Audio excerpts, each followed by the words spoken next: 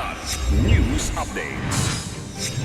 Mga balita ngayon, halos 500 million pesos na halaga ng shabu nasabat sa Zamboanga City. Bureau of Internal Revenue nagsampa ng reklamo sa Department of Justice laban sa 75 retailers at resellers ng mga illegal na vape products. Higit 1.2 million pesos na halaga ng mga ari-arian tinupok ng apoy sa Lucena City. Ako po si Cesar Sorian para ihatid ang mga nangungunang balita sa buong kapuluan. Ngayon, nasabat ng Regional Drug Enforcement Unit Region 9 ang halos kalahating bilyong pisong halaga ng shabu sa isang big-time drug trafficker sa barangay Bungiao, Zamboanga City kagabi.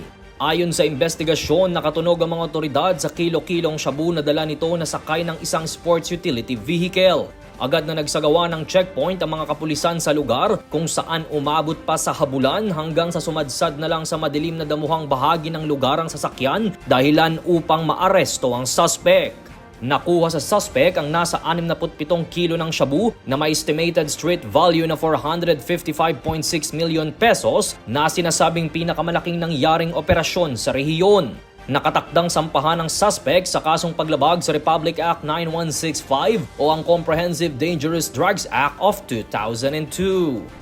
Sinampahan ng kasong tax evasion ng Bureau of Internal Revenue o BIR ang 75 individual at kanilang mga negosyo na sangkot sa iligal na pagbebenta ng vape products. Mismong inihain ito ngayong araw ni BIR Commissioner Romeo Lumagi Jr. sa Department of Justice ang criminal complaints laban sa mga illicit vape retailers at resellers. Umabot umano sa 711.13 million pesos ang kabuuang tax liability ng mga ito dahil sa hindi rehistrado at smuggled vape products. Ayon kay Lumagi, layon nilang itigil ang pandaraya at protektahan ang mga tapat na negosyo na nagbabayad ng tamang buwis.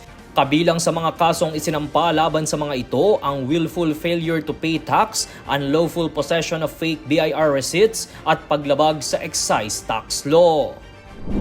Hindi bababa sa 10 kabahayan ang tinupok ng apoy sa Purok Paraiso, Barangay 4, Lucena City kahapon. Ayon sa Lucena City Fire Station, bandang alas 3 ng hapon na magsimula ang sunog na agad na kumalat sa tabi-tabing kabahayan na gawa sa light materials. Umabot sa higit isang oras ang pag-aapula sa apoy na idineklarang fire out bandang 4:35 p.m.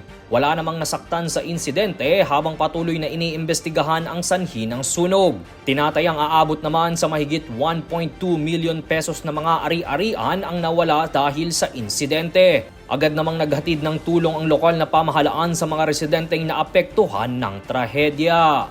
Para sa Kidlat News Channel, ito si Jai Reyes, nag-uulat.